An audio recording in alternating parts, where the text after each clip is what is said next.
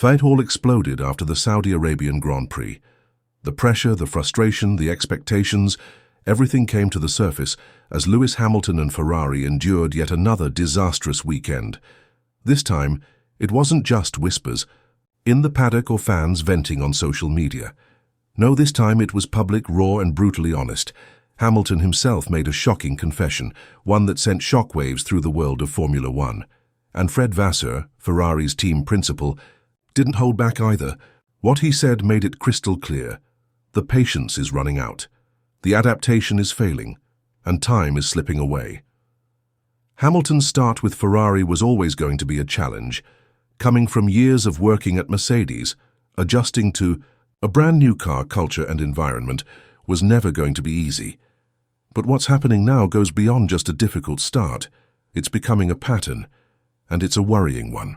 Hamilton is not just struggling to extract performance from the SF25.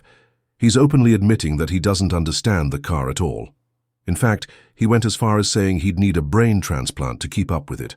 That's how alien this Ferrari feels to him. And that quote, as extreme as it might sound, wasn't said in anger or frustration alone. It was said with a seriousness that can't be ignored. Hamilton isn't joking anymore. He's telling the world that he's lost in the Ferrari cockpit. He's trying everything, different approaches, new configurations, fresh mental strategies, but nothing is working. And worse, the people at Ferrari know it. According to Hamilton, the team bosses are not happy. They're not satisfied with the results, the performance, or the direction things are going. There's no hiding it anymore. This was supposed to be the weekend where things turned around. After showing promise in Shanghai with a brilliant sprint win from pole, many hoped Saudi Arabia would be the breakthrough point, the moment where Hamilton and the SF25 would finally click. But instead, what unfolded in Jeddah was another frustrating chapter in what's quickly becoming a nightmare debut season. Yes, Hamilton made it into Q3, but just barely. And once again, he watched from the screens as his teammate Charles Leclerc outpaced him by more than half a second. That kind of gap between teammates, especially someone of Hamilton's caliber, is alarming. And this isn't a one-off anymore. It's routine. Race after race, qualifying after qualifying, Hamilton is behind Leclerc. And when asked what's missing, Hamilton didn't talk about setup changes or mechanical issues. He didn't blame the car. He didn't shift the blame to the engineers. Instead, he gave an answer that stunned everyone. He said it would take a brain transplant to drive this car fast. Think about that. Lewis Hamilton, 7-time world champion, record breaker, one of the most dominant drivers in the history of the sport, is saying he doesn't know how to drive this car. That's not just a performance issue.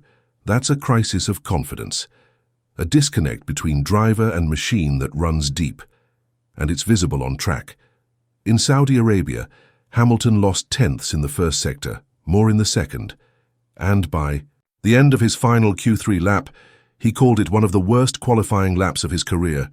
He knew it. The car didn't behave the way he needed it to. The grip wasn't there. The balance was all over the place, and no matter how hard he tried to adapt, nothing seemed to work. It's not just about lap times anymore. It's about rhythm. It's about trust. It's about feeling like you and the car are working together. And right now, Hamilton doesn't feel any of that. He shows up to a race weekend knowing that no matter how hard he pushes, he's still one step behind his teammate. And Leclerc isn't just any teammate. He's calm, calculated, and fast. He's been with Ferrari for years. He knows the car inside and out. While Hamilton is still trying to figure out how to stop it from sliding in the middle of corners, Leclerc is fine-tuning the smallest details to gain tenths. What's even more worrying is that this is now starting to affect Hamilton emotionally. He's frustrated. You can hear it in the radio messages. You can see it in his interviews, and you can feel it in the way he talks about the car. During the post-qualifying interview, Hamilton didn't hold back. He said the fans aren't happy, the team isn't happy, and most importantly, the bosses aren't happy. That's a heavy burden for any driver. Even one as experienced as Lewis, it's rare for him to be this open, this transparent, and it shows just how much pressure he's under. Fred Vasseur, Ferrari's team principal, added even more fuel to the fire. While he didn't attack Hamilton directly, his message was sharp. He made it clear that Hamilton needs to adapt, and fast. There's no long adaptation period here. This isn't Mercedes, this is Ferrari, the most scrutinized team in motorsport, and expectations are sky high. Ferrari didn't sign Hamilton to watch him struggle. They brought him in to lead, to inspire, to help push the team forward. And so far, that isn't happening. Vasseur's message is simple. This is not a project where you get a year to adjust. This is Ferrari. You have to deliver now. And right now, Hamilton hasn't delivered. He hasn't outqualified Leclerc even once. He hasn't won a race. He hasn't even looked like a threat. And while the points gap between them might not be massive, the momentum is completely with Leclerc. He's confident, he's calm, and he's getting results, even when the car isn't perfect. Meanwhile, Hamilton is battling a machine that refuses to cooperate. The SF25 is unstable at the rear, suffers from understeer in key moments, and feels unpredictable under braking. That's a nightmare for a driver like Hamilton, whose strength has always been precision. Ferrari brought upgrades to Jeddah to stabilize the car and improve grip, but they didn't help much. Hamilton said that instead of building on what he learned in Bahrain, it felt like everything had reset. Like all the progress he made just disappeared. That's demoralizing. When a driver doesn't feel any feedback from the car, when every lap feels like a guessing game, it doesn't just affect performance. It starts to eat away at their identity. Hamilton made a career out of being in control, of extracting every bit of performance from a car, but right now this Ferrari is making him look ordinary. And that's something we haven't seen in a very long time. Not with this level of frustration, not with this level of struggle, and not so publicly. Ferrari didn't bring Hamilton in just for marketing or nostalgia. They brought him to win, to close the gap to Red Bull, to help Ferrari return to the top. If this path doesn't change soon, the pressure won't just stay on Hamilton. It will spill over to the engineers, to the team leadership, and yes, even to Vasseur. Because everyone knows what's at stake here, and the clock is ticking. So now we're at a critical crossroads. Can this be fixed? Or are we witnessing the beginning of a very uncomfortable year for both Hamilton and Ferrari? Sunday's race in Jeddah was supposed to be a reset. Hamilton was starting from P7, not the worst place to be. But for someone like Hamilton and a team like Ferrari, it was still a disappointment.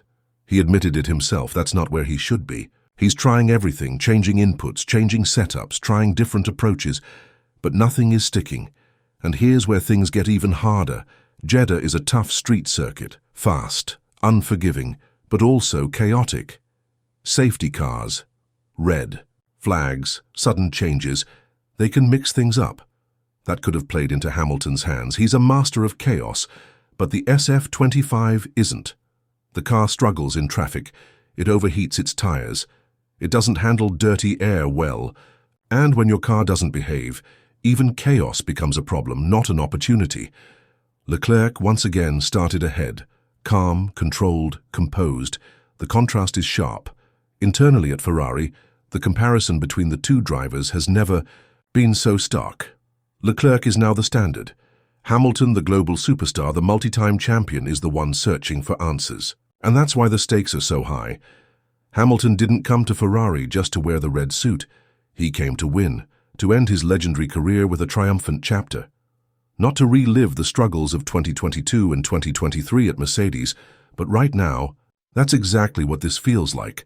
A painful continuation of the same frustrations, only now with more media pressure, more expectations, and less time to turn it around. And we can't ignore what Hamilton himself said after qualifying.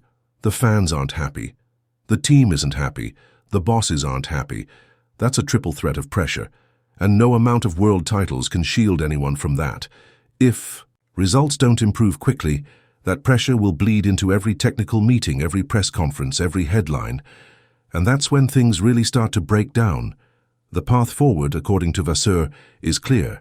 The car isn't going to change overnight, which means Hamilton must adapt. That means more time in the simulator, more analysis, more weekends spent learning the hard way, under the microscope of the global media, wearing Ferrari red, with millions expecting miracles. Can Hamilton do it? Of course he can. He's Lewis Hamilton. He's faced title-deciding battles. He's raced through pain. He's fought through controversy and adversity. But can he do it quickly enough? That's the question. because Ferrari isn't waiting forever, and the world is watching.